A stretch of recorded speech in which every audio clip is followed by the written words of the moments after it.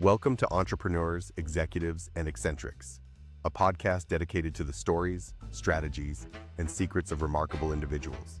Join us as we engage in enlightening conversations with intriguing entrepreneurs, accomplished executives, and fascinating eccentrics, exploring their journeys, triumphs, and the unconventional wisdom that has shaped their success. In this episode, we talk with James Freeman, a resort architect who has spent more than 40 years designing hotels and destinations worldwide. He explains how placemaking, scale, and walkability shape memorable spaces and why listening to clients matters as much as design skill. James also reflects on projects that challenged him to blend culture, landscape, and architecture into places people feel connected to. James, welcome. I've been looking over your portfolio and it's bonkers. I mean, it's kind of like, it's every one of your, all of your hotels, your resorts, they're just dreamy. So tell me exactly what you do. Yeah, I'm a resort architect. That's been my primary business for the majority of my career. That's now approaching its fourth decade. And so when I say resort architect, it's far more than architecture. So the beauty of being a good resort architect is the placemaking skills, is really understanding that, the space between buildings and the way that the spaces are framed by buildings, it should be just as important as the buildings themselves. And so the planning of it to create unique experiences and the wow factors of a site becomes very important. The landscape design, the interior design. Now, I'm not a landscape architect. I'm not an interior designer. I don't sell those services, but in the early stages, the concept design and even sometimes all the way through schematic design or halfway through schematic design, those consultants aren't on board yet. So, I have to be able to create and envision the whole experience, all of it, and put it down on paper in a convincing way. And so a lot of times we find it's not it's not about the architecture per se. It's about the experience that you're trying to create. Let's drill into Placemaker. I don't know if I've ever heard that before. And I told you my wife is an architect at a resort or a large resort, something, right? I don't want to say it. So I knew a little bit about this. When you say placemaker, it kind of gives me an image of, it's kind of drill into that just a little bit more if you wouldn't mind. Right. Well, it's the composition of buildings that make something. So for me, this sort of stemmed from my my graduate work. I got a master's at the University of Texas in Austin, and their program focused a lot about placemaking, what they defined as placemaking, a sense of place in regionalism, that that architecture should be able to express its region in ways that make it unique. And so this led to a lot of study of urban design and in the wonderful cities of the world. And having grown up in sort of the banality of suburbia, I recognized at an early age it was quite boring compared to like where my grandparents lived, where my mom was from, a wonderful small town of Howell, Michigan, had a classic Main Street. My granddad was a dentist. His office was about a third of a mile from his house. He walked to and from work every day. So even as a kid, I thought that was really interesting. And I thought Main Street was interesting, and Main Street would have, summer sidewalk sales and the community would come out. And I thought this was far more cool and interesting than the boring suburban mall that's near my house. And so at an early age, I was interested in this stuff, but I didn't really connect to architecture. Architecture is the building. But what is the collection of buildings? What what can the collection of buildings become? And that's what placemaking is. And so, we in school, we started studying a lot about the ratios of the width of a road compared to the height of the building. And I've been around the world a couple of times, and a lot of times, with my wife, hauling her around the world, and I'm over there pacing the width of streets and plazas and piazzas and courtyards, and determining as best I can what the height of these buildings are, and getting these sort of ratios, getting the sense of what what kind of placemaking of these buildings and spaces can energize a space where there's a courtyard or piazza or something that you just love to spend time in, as opposed to, I'm sure we've all been through the Death Valley like plazas where you just simply want to get from point A to point B as quick as possible. From Houston, Texas, I'm very aware of that, running from one spot to another spot. You're like, it's just hot, right? It's just not that cozy. I kind of understand. Sure. Another term I like to use, living places, right? We're trying to create living places that have life and energy about them, because we've certainly been to places that are just like death, and shadeless and way too wide to sort of create a sense of enclosure and intimacy. And so I spent a lot of my graduate work and my career thinking about those things. And at one point, and before I got into resort architecture, I was working with a local firm here in Honolulu that did primarily just local work, really good firm. And so I came up with a concept for a sustainable community. This is back in 1994 and early years of talking about sustainable concepts. And what I was marrying is these principles of new urbanism. There's a Congress for New Urbanism that's been around for, well, certainly since 1996 when we signed the charters. I was one of the signatories of the charter for the Congress of New Urbanism. And what that did was it brought some East Coast and West Coast thinking together, that where architects and planners were starting to rediscover what made quality towns and cities, and we tend to be drawn to these old towns or these old cities in Europe. And what is it about them that is so appealing? And more or less, it comes down to the human scale of it, the intimacy of it, and the walkability of it, the livability and the walkability of place.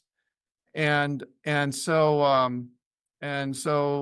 the Hawaii market is so small for like new town building. It's, it didn't go anywhere here, but it did get recognized nationally.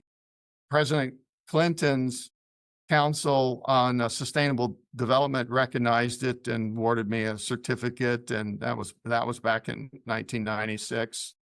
And so there was a point in the 90s, the Hawaii market wasn't doing well, and I decided that in the 9 years I was with that good firm, there was 3 significant projects we did. I got to work on all 3 of them. And then I switched to a firm that was well known for doing hotels and resorts around the world. And suddenly I was doing 3 significant projects a year. And they all, and that's when I really discovered that everything I had been studying and doing and interested in, even going back to childhood, this placemaking is exactly what good resorts need. So I was this natural fit for resort design, and my career just took off. Yeah. And so, and then now I've been doing that exclusively for about 20, well, since 97, so 27 years now. It's funny you mentioned how these kind of smaller towns were kind of our eyes are drawn to these small. We were just in Normandy and Brittany in France a couple of weeks ago, and the small these little small towns you just happen upon them. You know, maybe they're not on the main list of places to see. And you're right, they're all walkable, and your eyes are drawn to how things are just you kind of fit inside of the spaces, and nothing's too giant or nothing's too small. All just kind of visually fits. Right, So right. I mean, you have done an absolute ton of resorts. So your portfolio is almost endless. Do you have do you have any that you're particularly proud of? They're obviously all beautiful, but do you have one or two that you're like, oh my god, this is my opus magnus. This is my thing I've done that was the best. Yeah, that's hard to say because I have most of the projects I are all special to me. They all become like your babies. Uh, and then sometimes these clients become good friends, right? And so I don't want to I don't want to Right. single anyone out too much. But there is a project in the Philippines for the Shangri-La hotel chain that they're one of the last owner operators in the hotel industry. All the big operators in Hilton and Marriott, they got out of the development game quite a while ago, and they're just operators. And so it's hard to find a hotel group that actually develops the product and then obviously operates it. And this Shangri-La group out of Hong Kong is one of them. They've been around for a little over 50 years now. And I had a wonderful opportunity to do a special resort for them on Boracay Island in the Philippines, so Shangri-La Boracay. And it was just a unique site. And I spent a lot of time with it, and the chairman of Shangri-La and I were able to create something pretty special. It became a real hit for the Shangri-La brand, and it's constantly ranked like one or two in the resorts in the Philippines, and one of the top ones of that region. It's just one of those kind of places you go and you don't want to leave the property. You don't want to leave, you just want to sit there and soak it in and chill. And you really do feel rested and rejuvenated, when you leave, and it does. It's one of those kind of places that when you're leaving, you're looking forward to when you can return the next time. So yeah, that one's got maybe, a little more special spot in my heart. Yeah. I mean, sorry, have you been to most of these places? I mean, because I imagine you're kind of this architect at a distance in the beginning, and then you actually do the project, and then you actually go on site for a lot of these places. I mean, you've been around the world a million times then. Yeah. Yeah. Yeah. Yeah. No, I've seen them all, under construction and afterward. I've stayed there. Some of them I've stayed a handful of times as I'm passing through. And it's very rewarding. I mean, that's one of the things I think anyone, not just the architects and the other consultants involved, but the developers themselves, the owner, to envision something and have it built, see it built and see it operating and working. It's pretty rewarding. When we start with these design shreds, a blank sheet of paper, and we're just sort of scribbling and scratching things on a site plan, and you think that it's a long way off from getting built, and it does. It takes at least 2 years, as much as 3 years to build these, typically anywhere in the world, and almost a year to design, and then you got permitting, and I mean, it's a 4 to 5 year venture. And then it's always amazing how fast those fourth or fifth year comes and it's opening. It's just always kind of I'm also imagining that you're also having to build for cyclones, like these crazy hundreds of mile an hour winds. It's because it's very, Yeah. when I see architecture, this very light kind of feel to it, it doesn't look very strong, but you're having to build this almost bulletproof structures. I would Yeah, imagine. yeah. I mean, especially like in the Philippines, if you think they're in a hurricane alley, especially the sort of northern half of that country, they're constantly being hit. And so, yes, and they know better. And so they, like the sliding glass door system, for each guest room has a sliding glass door. And the last thing you want is that thing rattling in the middle of the night if you're a hotel guest. You can imagine the front desk is just getting phone call after phone call. Can I change rooms? My sliding door is just rattling, I can't go to sleep. So, they know that they have to step up the specs, and they're sturdier than, the normal sliding door. So you do things like that to prepare for it. Yeah, it's I don't know, it feels like because I'm just trying to imagine how the hell do you start there, right? So a client comes to you, they're like, I'm thinking Polynesian. Like how does that work? Like, Yeah. well, yeah, I'm just imagining, and like you're like, no, like here's 20 renderings. I will do some Revit renderings for you but how does that work? How does that start? Because it feels like it's art. It's got to be art. It's very much art in the very beginning too. Yeah, yeah. Well, here's another little secret key to success is just good listening skills. So we don't come in with preconceived notions. We really want to understand the site and get a feel for it, but we want to hear what the client would like to do and what their dreams are. And of course, their dreams can't be too wild. If they're interested in an international hotel operator coming on board, and they will come on board, and they have a technical service division that ends up working with us and in creating the design, because it has to meet their standards.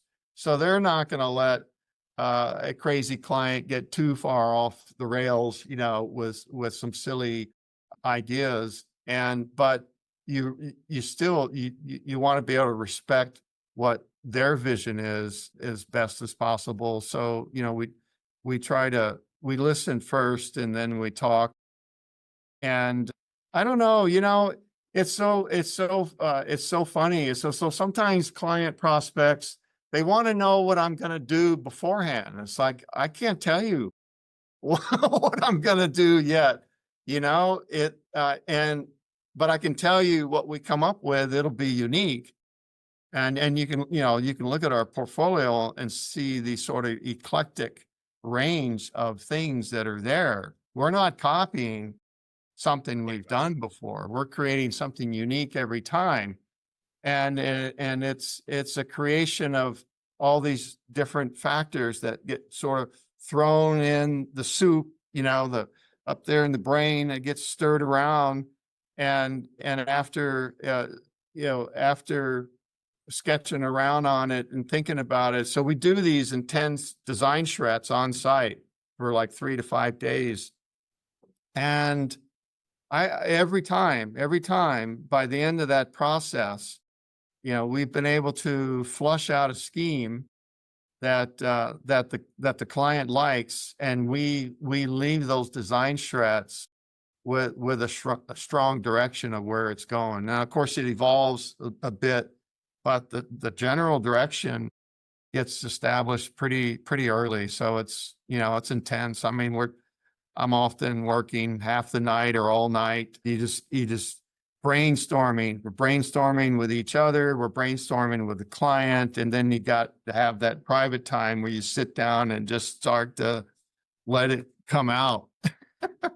Well, It's fun. I would It's fun. imagine though, if you go to like a resort that maybe you didn't do, you're just kind of very judgy. I would imagine you're like, oh, I God. know. Yeah. It's kind of obvious. It's kind of obvious there what their thought process was, or Right. lack of thought process was. Well, yeah, Like, I I know. want to make this colonnades bigger. I'm just saying. This is what you've got some Yeah. hard, fast opinions, I would imagine. And it's funny, is like we were talking before we were recording, I can tell that you love it.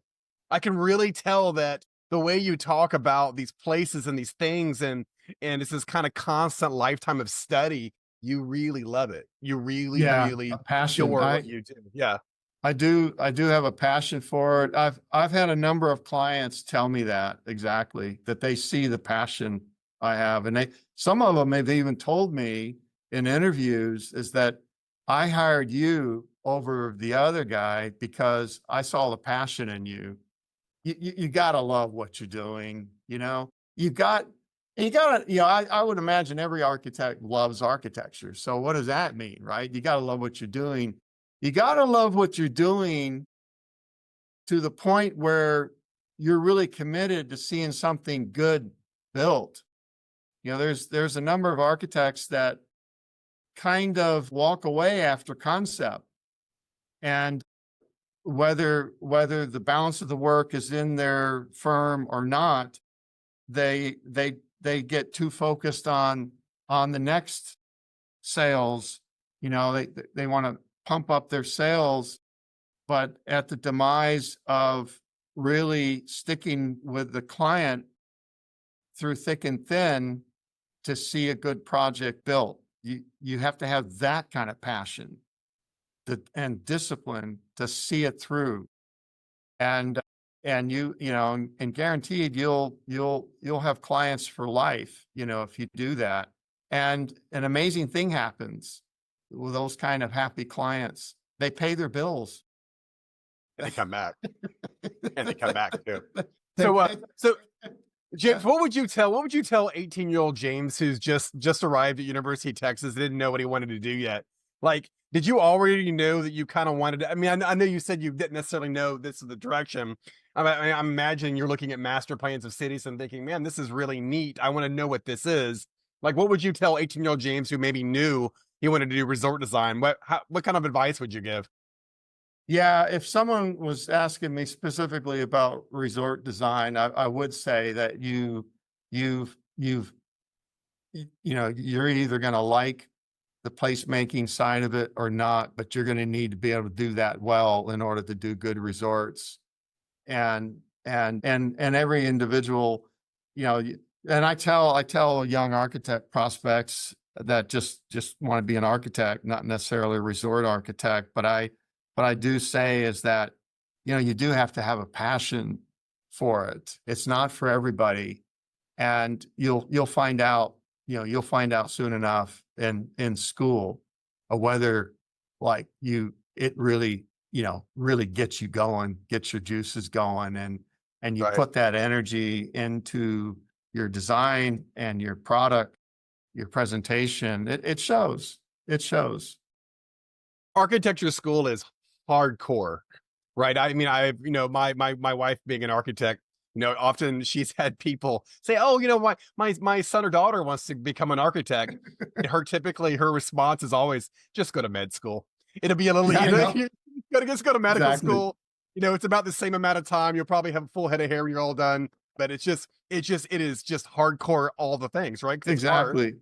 and it's And science, and putting those things together sounds like a nightmare in terms of learning, right? University. Exactly. And that's the other reason why you have to have a passion for it. The only way you're going to get through that hard work of an architecture program, working all night. I mean, the architecture schools are famous around the world for their students up all night. The old joke was if you were on a campus late at night, you'd always find the architecture school because it's the only building with lights on, you know? And so if you don't have a passion for it, you don't love doing it, and then it's murder. James, it was really awesome talking to you. I can tell that you absolutely adore what you do, and it's awesome. It's awesome to meet someone who literally found their spot and is crushing it and loves what they're doing. Yeah, well, I appreciate that. Yeah. Yeah, I It's do fun. enjoy. I really have had a blessed career. I really have, and it has taken me around the world a couple of times. And the people that I've met, I mean, now I have these collection of built projects literally around the world that are special. That kind of strokes my ego in a way. But you know what was not expected so much as what would be is rewarding or more so is the people I've met and worked with along the way around the world, and that's something else that I've learned. And I never, they won't teach you that in any school program, but it's just traveling the world and not as a tourist, right? I'm engaging with people. I've got to sell people my services and enter contracts and then deliver. And then we have many of long meetings talking about these projects. So you go to lunch and you go to dinner with these people over a course of, several months, you bond. And that has been a wonderful experience, and my perspective on all that is that I'm constantly amazed at how similar we are the world over, not how different we are. We look different. We speak different. We speak different languages. We eat different foods. We have different religions, but we are more similar than we are not. I tell you, and I've had a number of clients tell me that, what they're really looking for in life is to have a better quality of life for their kids. I don't even bring this up. This is something you hear about in America a lot. Better quality of life and better quality of life for your kids and your grandkids. And I hear that the world over. And then also it's just so many things are universal because wow, believe it or not, we're all humans, right? It's like, the smile on a person's face is just, it doesn't matter from what culture, color, country, whatever you're from. A smile is a smile, and especially on a kid. You see the children of the world with these glowing smiles, a twinkle in the eye, and you realize that, we're all the same. We are really all the same. And I often wish more Americans could travel abroad and experience, at least some of the things I've been able to experience. And it really does sort of open your eyes to more of a worldly perspective, and that we are all in it together, or we should be, and we really should be focusing more so on our similarities, which far outweigh our differences. James, we'll leave it there. It was an honor talking to you, and thank you very much for doing this. You've been awesome. Scott, my pleasure. Thanks so much.